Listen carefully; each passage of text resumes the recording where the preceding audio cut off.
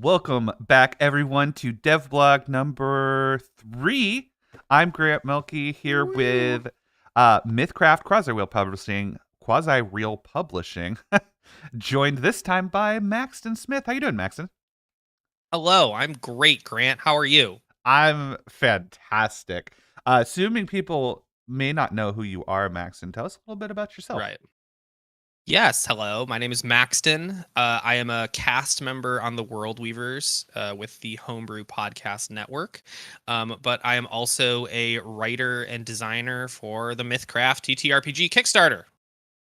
Absolutely. And you know me, I'm Grant. We've been talking for a while now. So today we are going to be talking about the backgrounds and occupation system of MythCraft. Very very fun to dive into. What's the 10,000 foot view on our kind of philosophy for backgrounds and occupations in MythCraft? Yeah, absolutely. So we looked at backgrounds and occupations, obviously from other popular TTRPGs in the time, and we just found that one of the things we didn't like was that background choices in a lot of other TTRPGs seem to just kind of be a flippant, like, little sprinkling over your character creation. You're going through your class. You just kind of pick whatever one you want that sort of fits, and you never really ever think about it again. The rest of the work then becomes, is placed all on that player and the DM or MC to just kind of like do whatever they want. And that's fine. But we wanted a system that was much more involved from minute one, a system that actually has effects on your character and how they play and how you interact with the world. So yeah, we really tried to add in some flavor that lets you as a character grow, lets you carry your backstory with you throughout the campaign and evolve on that more than just, well, you're an adventurer. Of course, you were a whatever back then, but now you're an adventurer like every other party member. That's just how it is. That's amazing. I do love being the chef is always my favorite background to pretend where I'm the camp cook or I'm the chef. Mostly because I like cooking in real life, so it's very fun for me to imagine that, I'm slaying monsters by day and then I'm making a nice little omelet by night. So I'm super excited. More mechanically, what does this look like at level 1? Like, what are some choices that players will have? Right. So at level 1, so one of the philosophies that we really tried to take into play is we really wanted to marry backgrounds with a system that we're calling occupations. So the idea would be exactly as you said. Yes, your background is a chef, but just because you get hired to go slay a dragon doesn't necessarily mean you're not still a chef. So we tailored a system that you pick your background from a list of backgrounds that cover a whole, all the slew of every possible thing you could think of from where your character might come from. And most of those options, we have 9 options that are directly tied to kind of what we are calling spheres, occupational spheres. So for your chef, your occupational sphere might be mercantile. You might be, as a chef, you are creating and selling a product. So your background choice then allows you to get access to a new system, our occupation system from level 1. And the occupation system is very similar to a class. In like another traditional, there are certain levels, but it's much more simplified, much more pared down, and much more role playing and MC player interaction focused. So at level 1, you're your chef. You take the mercantile sphere, and in the mercantile sphere, you'll have a bunch of options that are more specialized. One would be chef. So you would take the chef background you take the mercantile background and the chef specialty, and that's going to give you an ability to do your chef thing. You can come into a town. You might have an ability that lets you make contact with a tavern and work part-time for a day. It might have a system where you can create some sort of product from what you find out in the world, make your knoll cakes and go and sell those at a town. And give you other kind of more passive benefits than some of the other systems that use backgrounds. So what if my background isn't a profession? Like what if I'm a bandit, or I don't know, like a urchin, I think is the classic. Is urchin? Is that exactly orphan? What's the word? I always thought it was orphan, but now it's kind of just like urchin is just like, I don't know. You just kind of pop out of nowhere. You pop out of the garbage somewhere, and you have a sword now, and now you're a adventurer. Absolutely. So what if my background isn't a like professional skill or an occupation? So I'll clarify. Like with our backgrounds, part of the background choice is you get a list of skills choice, very similar to say a Dungeons and Dragons or something, or a Pathfinder. You get skills, you get levels or points in those skills, and that means you have a higher chance of succeeding when using those skills. So all of our backgrounds still tie that, because that just was what makes sense, that you are practicing some abilities while you're young before the adventure starts. But we obviously also opened that up so that it's not like I have to choose urchin to get pickpocketing and stealth. Like, no, you have a list you can choose from. So tying that back into the occupations, part of the idea that we wanted to do was, if players want to just use their background as a little sprinkling on their character, it's just a little bit about who their character is, it's not really that important, that's totally fine. You can still use a system that is just, you don't necessarily have to engage with the higher levels of occupation or all these other mechanical benefits. And we have some backgrounds that aren't tied to an occupation. Those are just your more traditional, this is what I was doing beforehand. Mm-hmm. If you want to work some things with your MC to tie those more into the adventure, you can. But otherwise, you don't need to worry about it. It's the player choice. So yeah, we do have an urchin background, of course. The urchin is not necessarily tied to an occupation. That's just you survived doing what you needed to do. Now you got a cool magic spell book and you're ready to go dungeon delve. But as an example of what you said, being a thief or some sort of brigand, we have occupations for that. I mean, in a way, being a bandit is a job, and so we crafted a system. I mean, yeah, you go 9 to 5, same as everybody else, maybe. No, it's very much. We still have a system tied into that. Sure, maybe you were a bandit beforehand, and you don't want to deal with anything else. You've gone straight.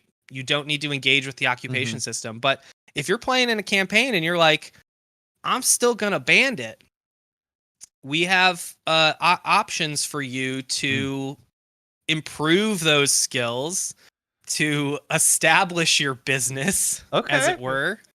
I'm about this. It sounds like fun. Continue doing that. Yeah, we definitely, if you want to be a bandit king, you want to lead a gang of criminals. Yeah, we have a system that is built in to do that. Now, what if I want to be an enterprising bandit? Can you ever combine these two? I don't actually know the answer to this, but is there any way to absolutely change your background or combine a couple of the spheres or anything like that? Yeah, so obviously, we're designing this with the two system philosophy, your background and your occupation. Certain backgrounds lead into the base occupations, but otherwise, we have guidelines for MCs on how players can gain levels in occupations at any time in the campaign. Wow. As you said, maybe you started as a bandit and your character has gone straight, and so now you want to start a functioning business. We have tables and guidelines. There are more guidelines because this is an RP focused system. Sure. This is a system you work with your MC to build. Mm-hmm.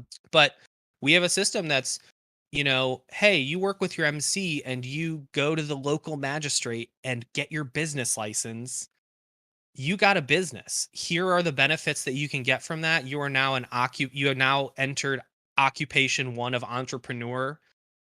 You get these benefits, and if you achieve these certain things, Mm-hmm. you can level up in those occupations, and so you can essentially have there is a more or less a soft limit on how many levels of occupations you can have across Mm-hmm. all of the occupations, but it's very, very easy to mix and match the ones that you want and that are appropriate. It sounds like there'll be with this system, it'll be very easy for MCs to kind of like start their own homebrewed campaign too. Since you have the spheres, Oh, you 100%. can almost bring different people from different backgrounds together easier than in other systems. Yep, absolutely. Yeah. So I mean, we use the spheres to kind of kind of categorize different types of jobs that we imagined people would be doing Mm-hmm. in these fantasy worlds. So I mean, we have our militant, your underworld, your mercantile, your aristocracy, or everything that has to be doing with the courts and the nobles, Sure. wanderer, academic, religious. So yeah, of course, like maybe you are the militant. Maybe you have three characters in your party who are all started with different militant backgrounds. One's a sellsword, one's a soldier, one's a guard, or just a personal bodyguard. um, because those are all tied together in our system, it can be very easy to establish, well, yeah, of course these contracts are all working together or in tandem, Mm, and it gives the MCs the more capable ability to just put those right. together and say, yes, you are all hired to do this through these different areas. As a game master myself too, I see these and I see, oh, I'm running a MythCraft game. I almost have a template for how to build out a bigger city now.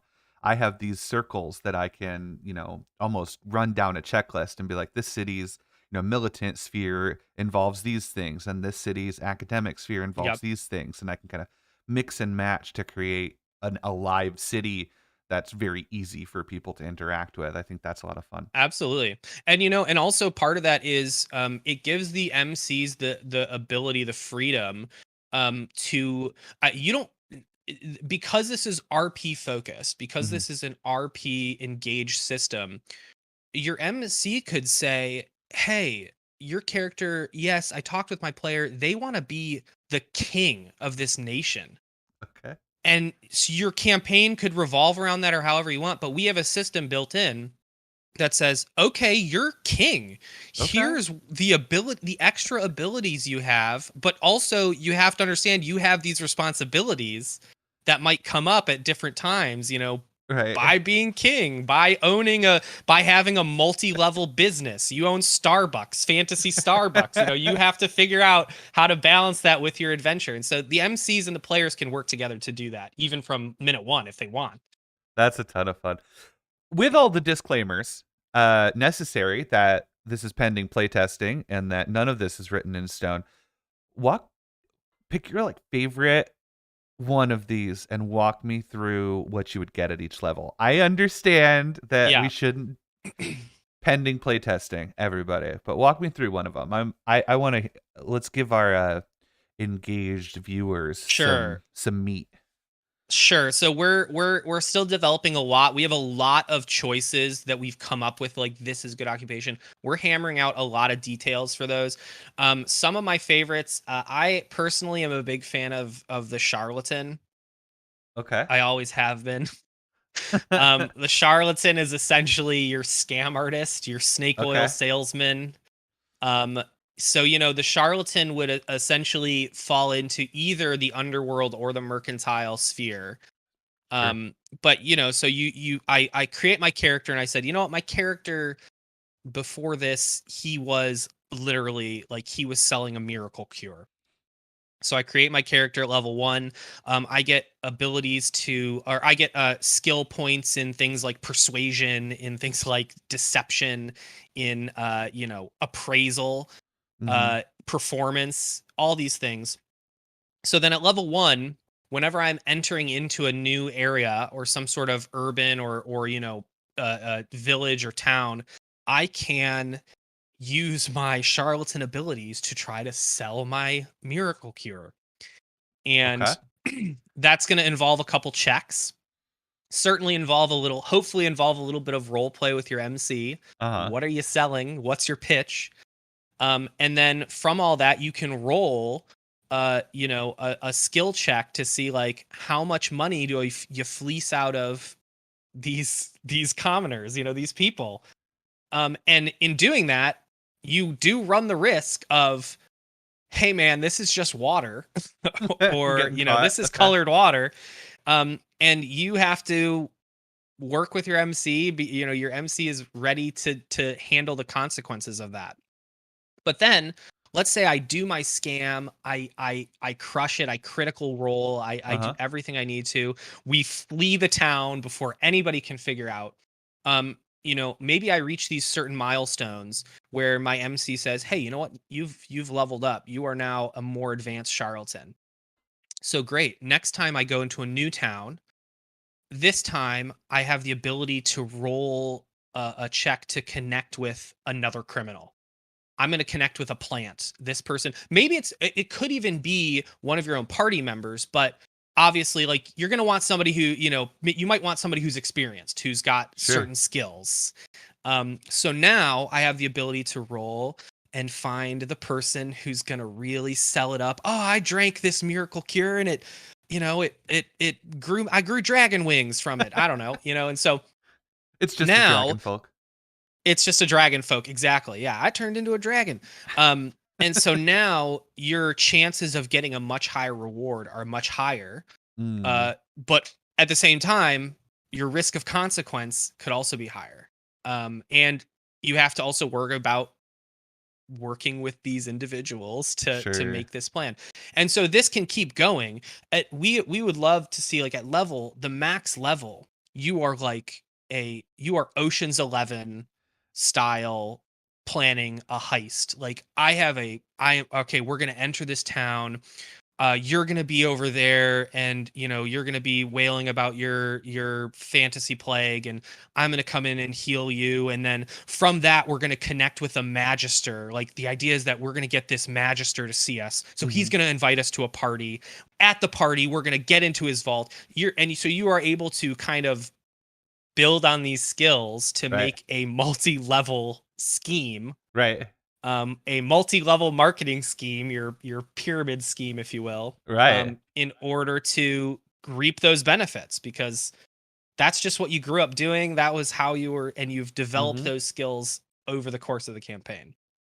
Yeah, uh it's hard not to draw parallels to like the world's most popular TTRPG right now, but there are definitely some Never heard of it. backgrounds in that game that are fun, but aren't like there's so many that aren't, right? And you Yeah. only ever get that like one thing. Like there's that one where you can like perform in a tavern and maybe get to stay the night for free. And like players love that. They love taking that. They love doing it. They love role playing that. And like it feels like our system Yep. is like, hey, let's take what's fun about backgrounds and make a whole system revolving around what's fun and not just do languages or whatever that Yeah, might be. exactly. And I mean, and part of this is like, yes, for this heist scheme, in that TTRPG, you could maybe do that. You could work with your DM to be able to do that. But Hmm.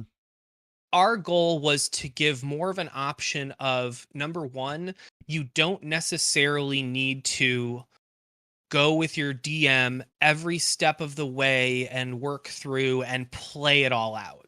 Maybe your DM is going to want to play it out, or your MC, I'm sorry, maybe your MC is going to want to play it out, and that's awesome and super fun and like go for it. But maybe your MC is also like, okay, you guys had a week in between this adventure, but I have this campaign I'm working on, so we'll just go by the MythCraft rules and we can just roll this out we'll see what benefits you get, and then we can move on. And that's still fun for the player of like, my background got us this coin that I can now use. This is what, I made these connections while I was hanging out in town. But also it doesn't have to completely take up all of that session time, just to work through that. I'm looking through all of the pages and pages and pages of work. It's incredible how much of the game is done.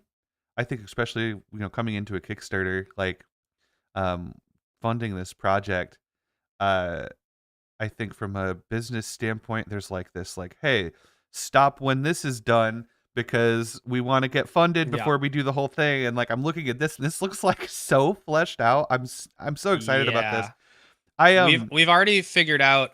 We've already completely laid out the base game is going to have 14 distinct occupation trees, which are obviously also tied to, then you have a number of backgrounds that lead into those trees. But then we already have plans for stretch goals. I mean, we have plans for some 20 or almost 30 different occupations that will all be unique, will all have distinct features that can be used by the players and have distinct ways of progressing through your campaign. It's like a whole game in and of itself. Like, this is crazy.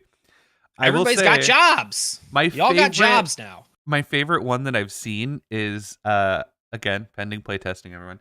I'm looking at the Pioneer and reading through the levels that you get, and basically you find a plot of land that's undeveloped, and then you level all the way up to the point where you have like, you're a duke and you have a small city and you have all of these improvements on the land and things like that, like all the way up at level 5 of the occupation.